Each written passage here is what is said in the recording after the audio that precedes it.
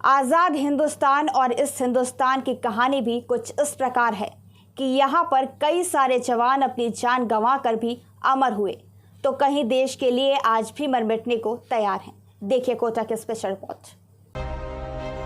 प्रत्येक हिंदुस्तानी के जोश, जज्बे और जुनून को कायम रखने का काम करता है एक कवि, और आज हम आपको कोटा राजस्थान के वीर रस से ओतप्रोत एक युवा कवि से मिलाने जा रहे हैं, जिन्हें सुनकर न सिर्फ आपके रोंगटे खड़े हो जाएंगे बल्कि आपको आजादी का असल मकसद भी समझ आएगा।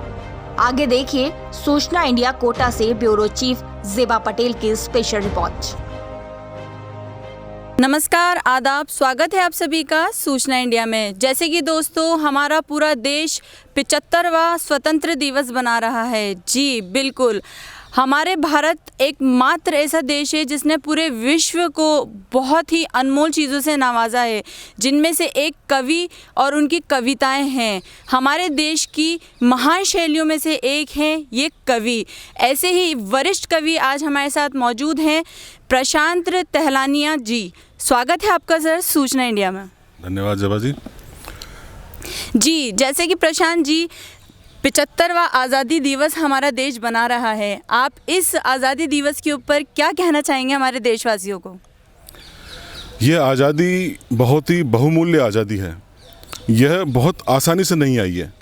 हमारे असंख्य क्रांतिकारी स्वतंत्रता सेनानियों ने अपने प्राणों का सर्ग किया है इस आज़ादी के लिए। सैकड़ों वर्षों का इतिहास रहा है। एक एक दिन जो भारत माता और वंदे मातरम की गूंज से समूचे वातावरण में गुंजायमान था, उसका निचोड़ है ये आज़ादी। इसलिए हमारे लिए बहुत बहुमूल्य है। आज जितना हम आज़ादी का, हमें इसकी कीमत ही पता नहीं है। आज़ादी क्या है? निश्चित रूप से हमारे आने वाली पीढ़ियों को, आज की वर्तमान पीढ़ी को इसकी वो कीमत जाननी होगी, ताकि हमारा देश समुचित रूप से एक सकारात्मक प्रगति कर सके। हमारा देश पिछले 2 साल से कोरोना काल की वजह से जूझ रहा है सर। उनकी आर्थिक स्थिति मानिए आप, उनका मानसिक दबाव मानिए आप हमारे देश के प्रत्येक व्यक्ति के लिए, प्रत्येक इंसान के लिए आप जोश और शौर्य और उल्लास और हिम्मत के लिए क्या संदेश देना चाहेंगे? संदेश यही है कि शांति काल और आपातकाल दोनों के नियम अलग अलग होते हैं।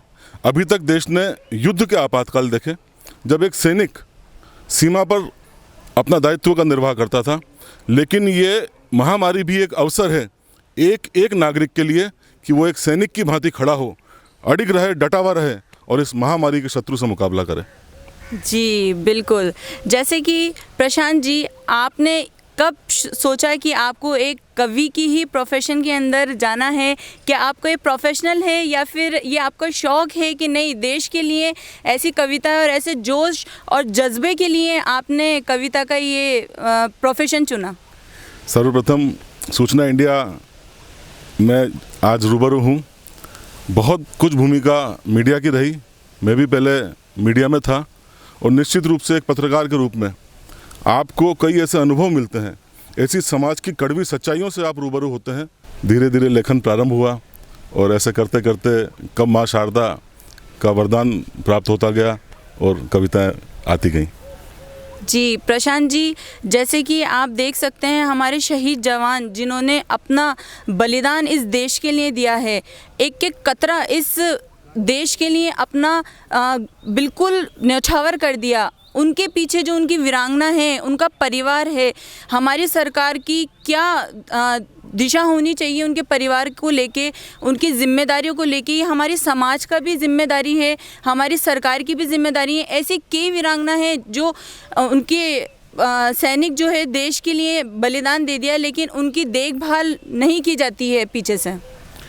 सैनिक हों या हमारे देश के अमर क्रांतिकारी हों, वो ऐसा कार्य कर रहे हैं जिसे पैसे, तनख्वाह से नहीं नापा जा सकता। यह एक ऐसा राष्ट्रभक्ति की चरम अवस्था है जहाँ पर सिर्फ और सिर्फ मातृवेदी के लिए प्राणों का बलिदान एक जज्बा रहता है उनमें। निश्चित रूप से कोई भी सैनिक ये नहीं सोचता है कि उसको आर्थिक लाभ होगा। अगर आर्थिक लाभ का ही कुछ होता तो शायद वो सेना में न जाता। सैनिक जब भी अपने प्राणों की आहुति देता है, उसे पता होता है कि मेरा परिवार किन किन परिस्थितियों से गुजरेगा। किंतु हमारी सरकारों को और ख़ासकर जनता को इस विषय पर जागरूक होना पड़ेगा। उन्हें सोचना पड़ेगा कि उन्होंने सिर्फ और सिर्फ हमारे लिए अपने प्राणों की आहुति दी, हमारे लिए उन्होंने इतना सर्वोच्च बलिदान दिया। कहीं ना कहीं उनके जब सैनिक बलिदान हो गया तो अब उनका परिवार राष्ट्र की संपत्ति हो गया, और एक राष्ट्र की संपत्ति के रूप में संपूर्ण समाज को एक परिवार के रूप में उनकी सहायता करनी चाहिए। क्षमा कीजिएगा, मैं सहायता शब्द बहुत ही एक औसत शब्द है, सहायता नहीं, वो उनका अधिकार है। जब उनके घर वालों ने, परिवार वालों ने प्राणों की आहुति तक दे दी तो अधिकार है उनका कि देश में उनको सम्मान दिया जाए, देश में उनको वह स्तर दिया जाए जिस स्तर पर कोई भी व्यक्ति उनको एक सम्मानीय नज़रिए से देखे, आर्थिक दृष्टिकोण से भी। हमारे देश के सैनिक मानसिक दबाव से बहुत जूझते हैं सर, लेकिन इस मुद्दे को ना ही देखा जाता है और ना ही उठाया जाता है। उनके लिए कुछ ऐसी पंक्तियां जो आप कहना चाहें। जवा जी, मैं आपको बधाई देता हूँ, एक ऐसे विषय को आपने उठाया है। निश्चित रूप से सेना में भी कई सैनिक, मेरी कुछ पंक्तियां हैं, शायद मैं इस चैनल पे बोलने लायक है नहीं। साहब आए थे अभी अभी और लगे मुझे धमकाने, क्या सेना में आया था दफ्तर के, क्या सेना में आया था अफसर के जूते चमकाने, क्या सेना में आया था अफसर के जूते चमकाने। निश्चित रूप से जो सैनिक प्राणों की आहुति दे देते हैं उनको तो सर्वोच्च सम्मान मिलता है। जैसे कि प्रशांत जी, आपकी ज़िंदगी के अंदर ऐसे क्रांतिकारी जिनके बारे में आप हमारे साथ में, हमारे दर्शकों के साथ में शेयर करना चाहें, बताना चाहें, जिनसे आप परिचय हैं, जिनको आप जानते हैं। मैं अपना एक संक्षिप्त परिचय दूं। मातृभूमि सेवा संस्था का मैं राष्ट्रीय सह संयोजक हूँ। हम लोग क्रांतिकारी, ज्ञात एवं अज्ञात क्रांतिकारियों पर कार्य करते हैं।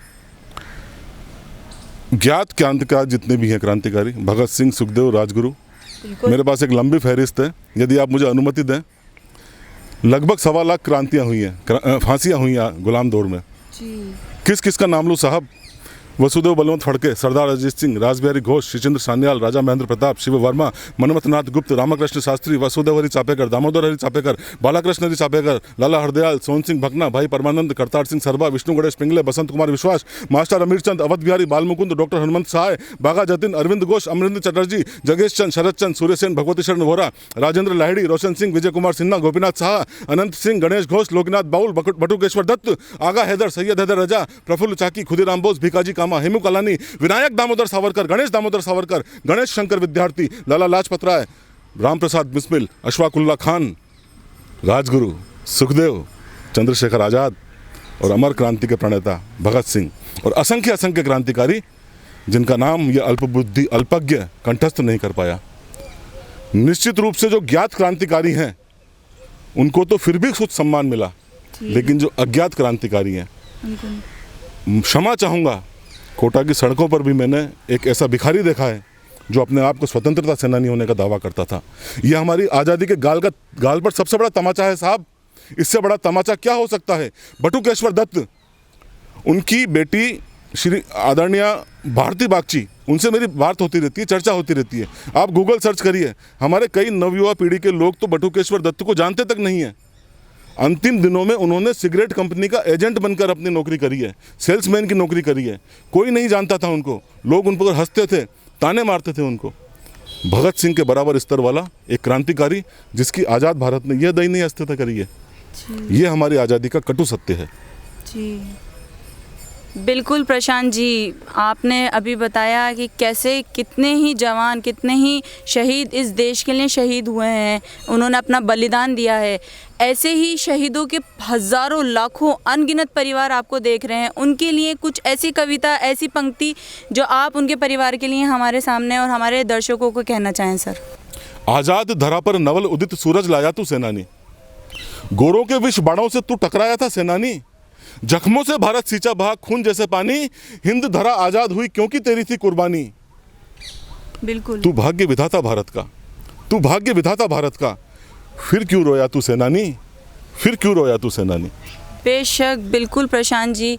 जैसे कि प्रशांत जी आप जानते हैं हम 75वां आज़ादी दिवस मना रहे हैं। हमारी ऐसी ही महिलाएं, जो आम महिलाएं, जो घरेलू महिला हैं, उनकी आज़ादी के बारे में आप क्या कहना चाहेंगे? अगर एक दृश्य, एक उनकी तरफ देखा जाए तो हमारी देश की महिलाएं 75वां दिवस मना रही हैं आज़ादी का, लेकिन देखा जाए तो वो आज़ाद नहीं है पूरे स्वरूप से। तो क्या कहना चाहेंगे आप इस चीज़ के बारे में? देश की आज़ादी की लड़ाई जो थी 2 धाराओं में चली। आपने देखा होगा, पढ़ा होगा, सुना होगा। एक तो सपाट सीधे रूप से अंग्रेज़ों के खिलाफ युद्ध लड़ना, जो हमने लड़ा, हमारे महान क्रांतिकारियों ने, हमारे स्वतंत्रता सेनानियों ने लड़ा। लेकिन कहीं ना कहीं एक समानांतर रूप से एक और आज़ादी की लड़ाई लड़ी जा रही थी। जो समाज सुधारक थे हमारे, राजा राम मोहन राय, स्वामी दयानंद सरस्वती, इन लोगों ने समाज सुधार के लिए कार्य किए।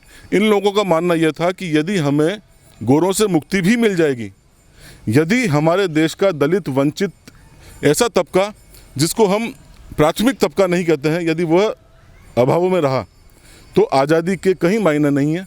हमारी महिलाएं भी निश्चित रूप से आज की स्थिति और आज से 100-125 साल पहले की स्थिति और ज़्यादा दयनीय स्थिति थी। उन लोगों की आज़ादी के कार्य भी हमारे समाज सेवकों ने किए। ईश्वरचंद्र विद्यासागर इसमें कई नाम है। विधवा विवाह के लिए उन्होंने कई कार्य किए। ये हमारे लिए एक प्रेरणा स्रोत बने। वर्तमान में भी कई समाज सुधारक हैं जो इस दिशा में लगे हुए हैं कि कहीं ना कहीं महिलाओं की स्थिति सुधरेगी, तब जाके हमारी आज़ादी संपूर्ण रूप प्राप्त करेगी।